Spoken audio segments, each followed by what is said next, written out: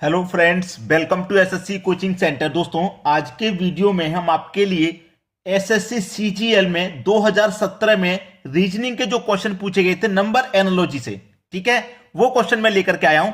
तो पूरा वीडियो देखिएगा। चलिए स्टार्ट करते हैं। पहला सवाल है, 8 का रिलेशन 2 से है, क्या बन जाएगा 8 का रिलेशन 2 से?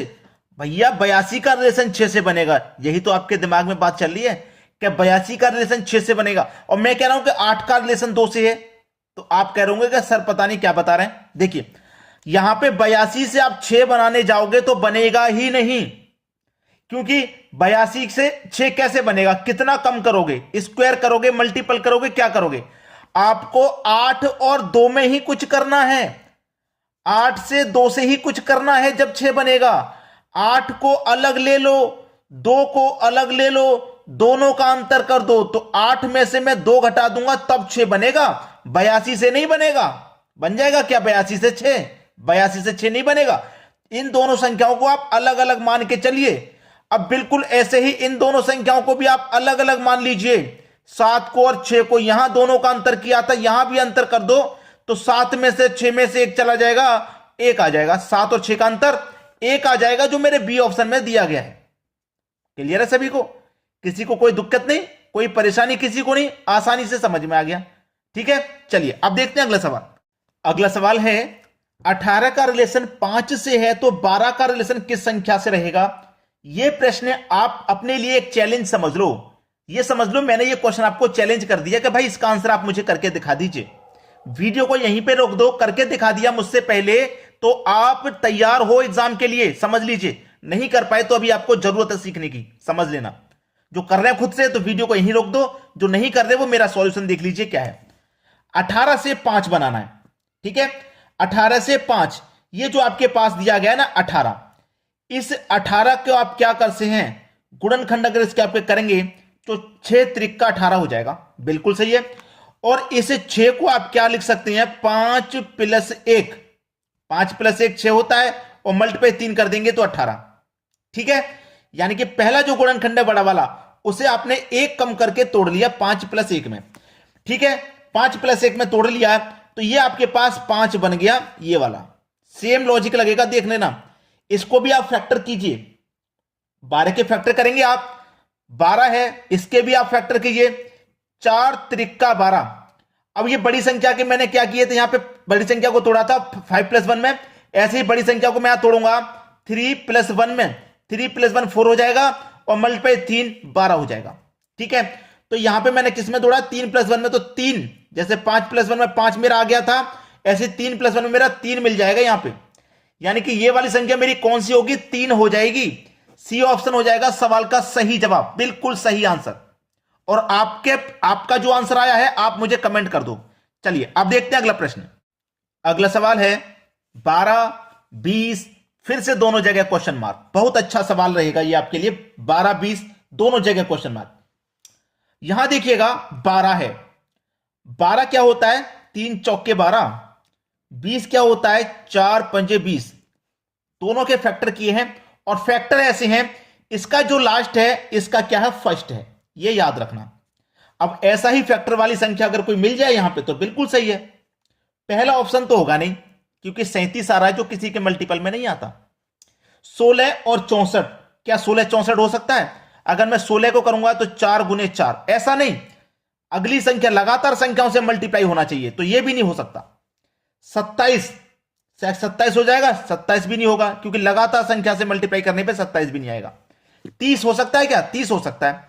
देखिए 30 और दूसरी संख्या क्या है, 42 है, तो 30 हो सकता है, क्योंकि 30 क्या होता है, 5 गुने 6, और 42 क्या होता है, 6 गुने 7। देखिए इसका जो लास्ट है वो इसका फर्स्ट है, और लगातार संख्या है 5 6, 5 6 30, 6 7 42। सेम पैटर्न इस्तेमाल हुआ है, तो डी ऑप्शन प्रश्न का बिल्कुल सही आंसर हो जाएगा आपका। क्लियर हो गया सभी को सवाल? चलिए अब देखते हैं अगला प्रश्न।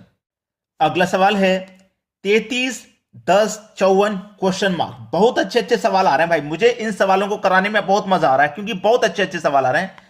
33 10 54 क्वेश्चन मार्क। देखिए ये आपके पास क्या है, 33 है, तो 33 कैसे बनेगा? अगर आप 3 का मल्टीप्लाई 11 से करते हो तो 33 बन जाएगा, ये बात क्लियर है। 3 गुने 11 को क्या आप क्या लिख सकते हैं, 10 प्लस 1 लिख सकते हैं कि नहीं? बिल्कुल लिख सकते हैं। 11 को आप 10 प्लस 1 लिख सकते हैं। और ऐसा ही क्वेश्चन मैंने अभी आपको एक कराया था, तो ये 10 आपको फाइंड हो गया कि नहीं हो गया फाइंड? सेम पैटर्न इस्तेमाल होगा यहां पे, ठीक है। यहां 3 के मल्टीपल में आ रही थी संख्या, तो यहां भी 3 के मल्टीपल में आएगी। कौन सी संख्या का मल्टीपल मैं 3 से करूं? 54 हो जाएगा 18 से। 18 त्रिक का 54, ठीक है। 3 मल्टीप्लाई 18 को क्या लिख सकता हूं मैं? 17 प्लस 1 लिख सकता हूं। 1 के देखिए यहां पे भी 10 प्लस 1 था, यहां 17 प्लस 1 करूंगा 18, तो यहां बड़ी संख्या मेरा आ गया था आंसर, तो यहां पे बड़ी संख्या मेरा 17 आंसर आ जाएगा। यहां क्या आने वाला है भाई? 17 आएगा, यानी कि बी ऑप्शन बिल्कुल सही जवाब है, बिल्कुल सही। तो मजा आ रहा है कि नहीं आ रहा इस तरीके का सवाल करने में आपको? अब यही वो प्रश्न है जो कंपटीशन को हाई करते हैं, जो कंपटीशन में लेवल अप करते हैं। अगर इस तरीके के सवाल को आप करोगे तो आगे जाओगे, नंबर आपके हाई जाएंगे, रैंक आपकी हाई बनेगी। वरना छोड़ के आ जाओगे इस तरीके के सवाल को, या गलत करके आ जाओगे, वहीं पे डाउन हो जाओगे आप, ये कंफर्म याद रखना बस। चलिए अब देखते हैं अगला सवाल। अगला सवाल है आपका 10 का रिलेशन 99 से है, दोनों ही जगह क्वेश्चन मार्क। भाई दोनों जगह क्वेश्चन मार्क वाले सवाल ज्यादा ले लिए शायद मैंने, क्योंकि दोनों जगह क्वेश्चन मार्क वाले सवाल एग्जाम में भी आते हैं और बच्चे भी इसमें ज्यादा कंफ्यूज रहते हैं। देखिए 10 से 99 आसान है ये, मैं इसको कठिन नहीं कहूंगा बिल्कुल। भाई 10 का अगर आप स्क्वायर करते हो तो 100 होता है, और उसमें से 1 माइनस कर देंगे तो 99 बन जाएगा। ऐसे ही यहां जो संख्या होगी उसका स्क्वायर करेंगे, -1 करेंगे, ये संख्या मिलेगी। 6 का स्क्वायर 36, -1 करेंगे 35 आना चाहिए, लेकिन ये तो ज्यादा दे रखा है, गलत। 7 का स्क्वायर 49, 1 माइनस करेंगे 48, ये भी गलत। 8 का स्क्वायर 64, -1 करेंगे 63, बिल्कुल सही है, बिल्कुल सही। तो क्या आ जाएगा भैया? यहां पे 8 आ जाएगा और यहां पे 63 आ जाएगा। कैसे? पहली संख्या आप 8 लोगे, 8 का स्क्वायर कितना होगा? 64, -1 करेंगे स्क्वायर में से, कितना आ जाएगा भैया? 63, बिल्कुल सही। यानी कि थर्ड ऑप्शन, सी ऑप्शन हमारा बिल्कुल सही आंसर है। चलिए अब देखते हैं अगला सवाल। अगला सवाल है 20 का रिलेशन 11 से है, तो 102 का रिलेशन किस संख्या से रहेगा? अच्छा सवाल है ये। देखिए आपके पास ये 20 है और इससे बनाना है 11। अगर आप इस 20 में 2 से डिवाइड करते हैं तो 10 बार में डिवाइड हो जाएगा, और इस 10 में अगर आप 1 जोड़ देंगे तो आपको 11 नहीं मिल जाएगा। ऐसे ही आपके पास ये क्या है? 102। अगर इसमें भी आप 2 से डिवाइड करेंगे तो 51 बार में डिवाइड हो जाएगा। अब यहां पे 1 जोड़ा आपने, तो यहां पे भी आप क्या करो? 1 जोड़ दो, 51 में 1 जोड़ देगा 52 हो जाएगा। ये सही जवाब हो गया, पहला ही ऑप्शन बिल्कुल सही। चलिए अब देखते हैं अगला प्रश्न। अगला प्रश्न है, इस प्रश्न में बड़ी बड़ी संख्याएं दी गई हैं, बहुत बड़ी बड़ी संख्याएं। भाई जब इस तरीके की बड़ी बड़ी संख्या आपके पास हो तो आपको करना क्या है? पहली संख्या का रिलेशन पहली से, दूसरी का दूसरी से, इस तरीके से बनाएंगे। चलिए पहली का रिलेशन पहली से बनाइए। 6 से 5 हो गया, यानी कि माइनस का 1 हुआ। अब दूसरी का दूसरी से बनाइए। 4 से 3 हो गया, मतलब -1। तीसरी का तीसरी से, 1 से 0 हो गया, मतलब यहां भी -1। और लास्ट वाली का लास्ट वाली से 5 से 4 हो गया, मतलब यहां पे भी 1। इन सभी में से एक एक माइनस करके ये संख्या बनी है। बिल्कुल ऐसे ही इन सभी में से एक एक माइनस करके ये संख्या बन जाएगी। करो एक माइनस। 7 में से 1 माइनस करेंगे 6, 8 में से 1 माइनस करेंगे 7, 9 में से 1 माइनस करेंगे 8, 6 में से 1 माइनस करेंगे 5। बन जाएगा कि नहीं? 6 7 8 5 किस ऑप्शन में भाई? 6 7 8 5 डी ऑप्शन में बिल्कुल सही जवाब।